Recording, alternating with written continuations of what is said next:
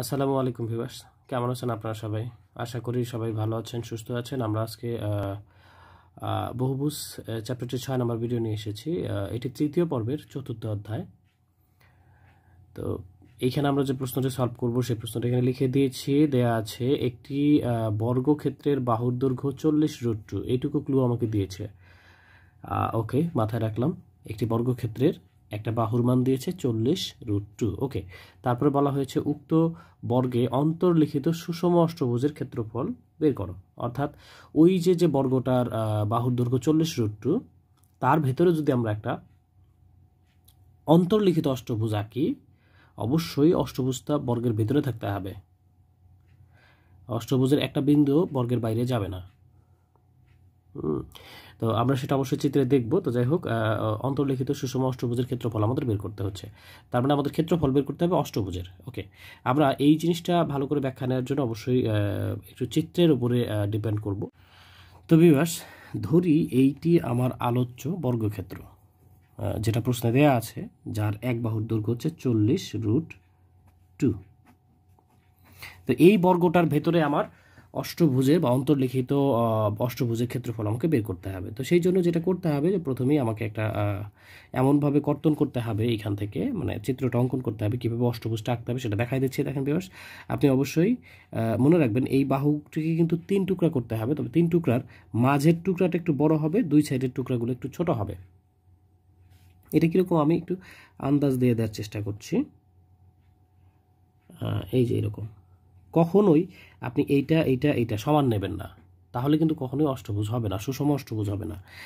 সেটার বিষয়টা আমি আরও একটু আলোচনা করে দেব। দেখেন, আমি সুন্দর করে নেওয়ার চেষ্টা করছি। হ্যাঁ, মোটামুটি দেখেন, এর ভিতরে কিন্তু এখন এই জায়গাগুলো যদি আমরা বাদ দিয়ে দিই, তাহলে কিন্তু একটা অষ্টভুজ সুন্দর অন্তর্লিখিত হয়েছে সুন্দরভাবে। এখানে খেয়াল রাখবেন, এটা যদি এ হয় তাহলে অবশ্যই এটা এ হবে, এইটাও এ হবে, এইটাও এ হবে, এইটাও এ হবে, কারণ এটা তো সুষম অষ্টভুজ আমরা প্রথমেই বলেছি। এইটাও কিন্তু এ হবে, এইগুলিও এ হয়ে যাবে। হ্যাঁ, 8টা বাহুই এ হয়ে যাবে, কারণ সবগুলোই সুষম অষ্টভুজের বাহু। এখন ভিউয়ার্স, আপনার মাথায় আসতে পারে যে ভাইয়া, আপনি তো এই বাহুটাকে 3 টুকরা করেছেন, তো 3 টুকরা যদি করে থাকেন তাহলে 3টা কেন সমান আপনি নেবেন না? তো ভিউয়ার্স, খেয়াল করেন, আমি কিন্তু যখন বলেছি এইটা সুষম অষ্টভুজের এক বাহু, সেই ক্ষেত্রে কিন্তু এটাও এক বাহু, অর্থাৎ এইটা যতটুকু এইটাও ততটুকু। এখন আরেকটা জিনিস খেয়াল করেন, যেহেতু এটা বর্গের একটা কোণ, সুতরাং এটা সমকোণ। এটা সমকোণ হলে এটা অতিভুজ, সেক্ষেত্রে এটা ভূমি হতে পারে কিংবা এটা ভূমি হতে পারে। সে যাই হোক, এটা ভূমি ধরে নিলাম আমি। এইটা তো অতিভুজ, এতে কোনো সন্দেহ নেই। এখন সমকোণী ত্রিভুজের অতিভুজ আর ভূমি তো কোনোদিনও সমান হতে পারে না। ফলে যেহেতু এইটা সমান এইটা হতে পারে না, তাই এইটা সমান এইটা হতে পারে না, কারণ আমি তো এইটা সমান করে নিয়েছি অলরেডি। এই জন্য কখনোই আপনি কখনোই এই বাহুটা যতটুকু, এই বাহুটা ততটুকু করে কেটে নেবেন না। অবশ্যই এটা একটু ছোট হবে। এখন আপনি কীভাবে কতটুকু কাটবেন খেয়াল রাখবেন, আপনি মাঝখানে কতটুকু রাখছেন আন্দাজ করে, তাহলে এইটা যেন ততটুকু হয়। আমার এটা কিন্তু একটু বড় হয়েছে, এটা ছোট হয়েছে, তো এটা কোনো সমস্যা না, মেজর প্রবলেম না। আমি হয়তো এটা আরেকটু এই দিক দিয়ে নিলে ভালো হতো, এইখান দিয়ে বরাবর, এটা আরেকটু এই বরাবর আসলে ভালো হতো, তখন সমান হয়ে যেত হয়তো। তো যাই হোক, এটা মেজর কোনো সমস্যা না। এখন আপনি বলতে পারেন, সরি, এই জায়গায় আরেকটা জিনিস আসবে, সেটা হচ্ছে খেয়াল রাখবেন যে এই মানে যদি একটা বর্গের ভেতরে সুষম অষ্টভুজ অঙ্কন করা যায়, তবে যে এই যে কোণগুলো উৎপন্ন হয়, এইগুলো এই ত্রিভুজগুলো যে উৎপন্ন হয়, এই ত্রিভুজগুলো অবশ্যই সমদ্বিবাহু ত্রিভুজ, মানে এই বাহুটা যতটুকু এই বাহুটাও ততটুকু। এখন আপনি বলতে পারেন যে ভাইয়া, এইটা যদি ছোট হয় এইটা যদি বড় হয় তাহলে কীরকম হবে? ভাই, তাহলে ওখানে কোনো অষ্টভুজই অঙ্কন করা যাবে না, এবং অষ্টভুজ অঙ্কন করা গেলেও সেটা সুষম অষ্টভুজ তো হবেই না। যেমন ধরেন, আমরা আরেকটা ডামি চিত্র অঙ্কন করার চেষ্টা করি। নিলাম, একটু প্রবলেম হয়েছে, হ্যাঁ, এই অংশটুকু বাদ। ওকে, ধরেন আমি এটা এইখানে এরকম নিলাম, এইটা এইখানে এরকম নিলাম। এইখানে দেখেন ভিউয়ার্স, এগুলো ঠিক রাখলাম। দেখেন, আমি এই দুটো কিন্তু ঠিক রেখেছি। এইখানে এই বাহু এই বাহু এই বাহু আন্দাজ মতো মোটামুটি তারপরেও ঠিক হচ্ছে, যদিও এটা আরও একটু এরকম হতো। কিন্তু এইখানে আসেন, এইটা যতটুকু এইটা কিন্তু ততটুকু হচ্ছে না, কিংবা এইটা যতটুকু এইটা ততটুকু হচ্ছে না, কিংবা এইটা যতটুকু এইটা ততটুকু হচ্ছে না। ফলে বর্গটার ভেতরে অষ্টভুজ অঙ্কন করা গেলেও সেটা কিন্তু সুষম আর থাকছে না।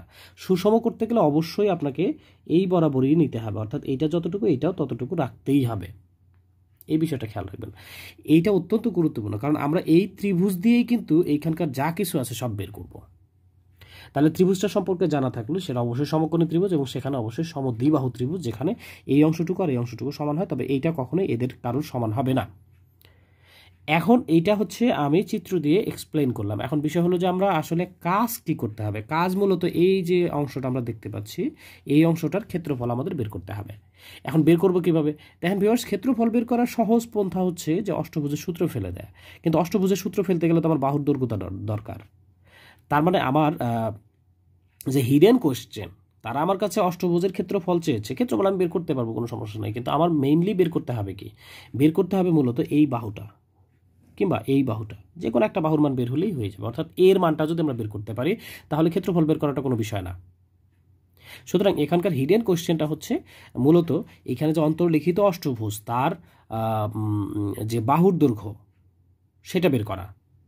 তো ঠিক আছে, আমাদের আসলে প্রশ্ন বুঝেছি আমরা, এরপরে চিত্র দেখেছি, এরপরে করণীয় কি সেটাও আমরা নির্ধারণ করেছি। আমাদের প্রথম এবং প্রধান কাজ হবে বাহুর দৈর্ঘ্য নির্ণয় করা। বাহুর দৈর্ঘ্য পেয়ে গেলে আসলে তারা যে ক্ষেত্রফলটা চেয়েছে এটা কোনো ব্যাপারই না বের করা।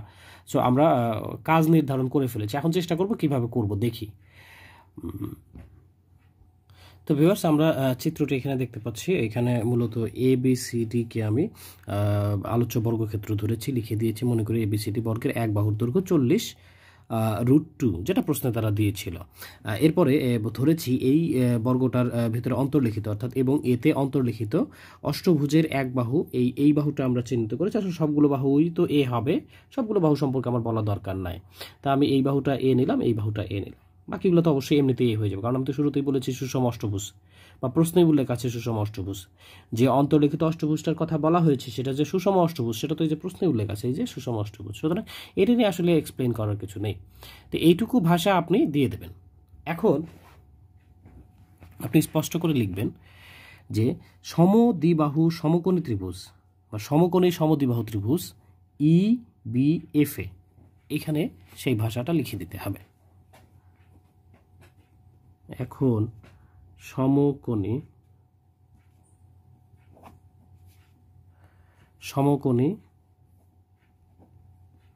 সমদ্বিবাহু ত্রিভুজ, আমি এই ত্রিভুজটা নিয়ে আলোচনা করতে চাচ্ছি। তবে কেউ যদি বলে আমি এটা দিয়ে করবো, কোনো সমস্যা নেই, বা যে কোনো একটা দিয়ে করা যেতে পারে। আমি ত্রিভুজ EBF নিলাম, আপনিও নিতে পারেন। EBFA এখানে হচ্ছে পিথাগোরাসের উপপাদ্য যদি আমরা ফেলি তাহলে সেই ক্ষেত্রে লেখা যায় a² = BE² প্লাস BF²।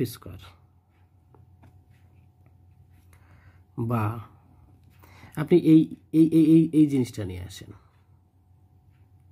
হিসেবটা মূলত আমরা এই বাহুটার মধ্যে নিয়ে আসব। এখন আপনার প্রশ্ন হতে পারে কেন নিয়ে আসবো, অন্য জায়গায় কেন নেওয়া যাবে না? অন্য জায়গায় নিলে নিতেই পারেন আপনি, কিন্তু আপনার খেয়াল রাখতে হবে আমি কোন দিকে যেতে চাচ্ছি। তো কিছুক্ষণ পরেই বুঝতে পারবেন আমরা কেন AB বাহুর মধ্যে নিয়ে এসেছিলাম। তো এটা হলো A² =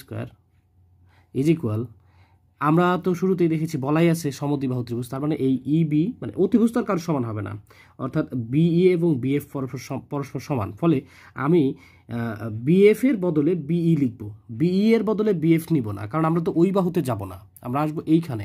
ফলে এইটার বদলে এটা লিখব। ফলে এটা BE² ছিল থাক, এটা BE² বানায় দেব।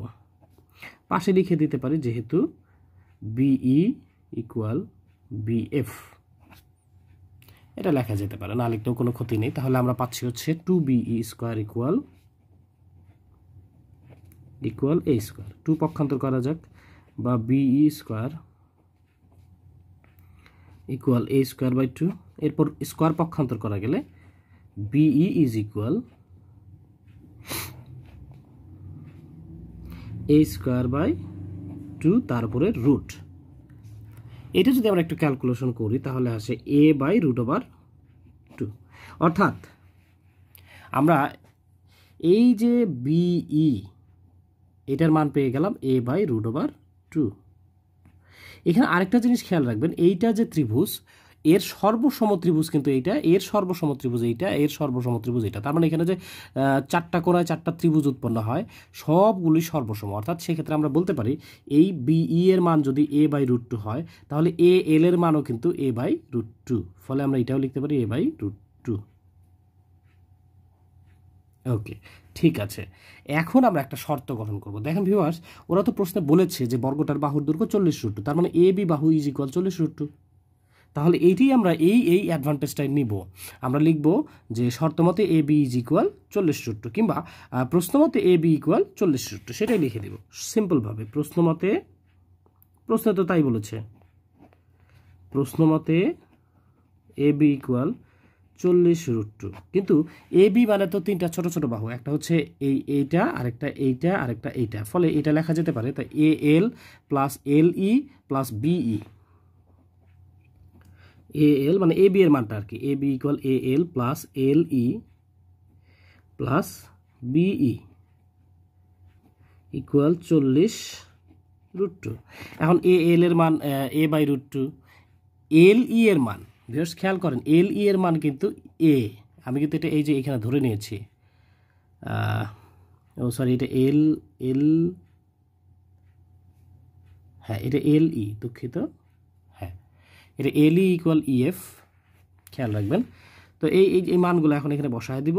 তাহলে একটা হলো a/√2, আরেকটা a/√2, যেটা আমরা কিছুক্ষণ আগে নির্ণয় করলাম, এটা ইকুয়াল √40√2। আমাদের প্রায় হিসেব শেষের দিকে চলে আসছে, আরেকটু হিসেব করব, তাই দিয়ে অঙ্কটা মিলে যাবে। তবে শেষ লাইনে আমার এই অংশটা ছিল, তো আমরা এখানে যেটা করব সেটা হচ্ছে যে লসাগু করব, √2 কাটা, তাহলে a plus a√2 plus a is equal 40√2। এই √2 ওই পাশে পক্ষান্তর করা যাক, আর এখানে দেখেন a আর a হচ্ছে 2a plus a√2 is equal, এই √2 পক্ষান্তর করলে √2 গুণ হয়ে 2 হয়ে যাবে, তাহলে 40 গুণন 2। এই হিসেবগুলো আপনারা অবশ্যই বুঝেন। এখানে দেখেন একটা a কমন যায়, তাহলে নেন a কমন নেন, a কমন নিলে তো 2 প্লাস √2 ইকুয়াল 40 2 80 একবারে লেখা যেতে পারে, ডিভাইডেড বাই, ও সরি এখন তো ডিভাইডেড না, এইবার এটা পক্ষান্তর করা যাক, তাহলে a ইকুয়াল হচ্ছে 80 ডিভাইডেড বাই 2√2। এইটা আসলো এর মান। এখন এর মানটা আমরা ক্যালকুলেটরে দেখব কত আসে মূলত। এই যে আশা করি আপনারা দেখতে পারবেন, 80 ডিভাইডেড বাই, ব্র্যাকেট ইউজ করতে হবে, 2 প্লাস √2, ব্র্যাকেট ক্লোজ, ইকুয়াল চলে আসছে 23.43। ওকে, যেটা আসছে সেটাই 23.43। দুঃখিত ভিউয়ার্স, এখানে একটা প্লাস হবে, তাহলে 23 প্লাস 43 মিটার। মিটার কেন? কারণ আমাদের যে প্রশ্ন সেখানে তো একক দেওয়া আছে মিটারে। এখন এ যেহেতু চলে আসছে, তাহলে আমার কাঙ্ক্ষিত অষ্টভুজের ক্ষেত্রফল, অতএব অষ্টভুজটির ক্ষেত্রফল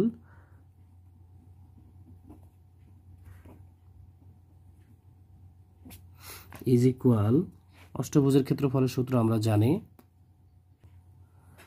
2a স্কোয়ার ইন্টু 1 প্লাস √2। এখানে এর মানটা জাস্ট বসায় দিলেই হয়ে যাবে 23.43, তার উপর স্কোয়ার ইন্টু 1 প্লাস √2। এটা ক্যালকুলেটরে চাপলে যা আসবে তাই উত্তর। আমরা দেখি কত আসে। তো ভিউয়ার্স, আমরা হিসাবটা করে দেখতে পাচ্ছি এখানে 2650.9667 চলে আসছে। আমরা 2 ঘর পর্যন্ত নিলে হবে 97। তো উত্তরটা দাঁড়াচ্ছে হচ্ছে 2650.97, যেহেতু ক্ষেত্রফল তাহলে বর্গ মিটার।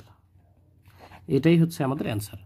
আমরা এখন দেখবো সেম কি প্রশ্ন রয়েছে সেগুলো সলভ করা যায় কিনা।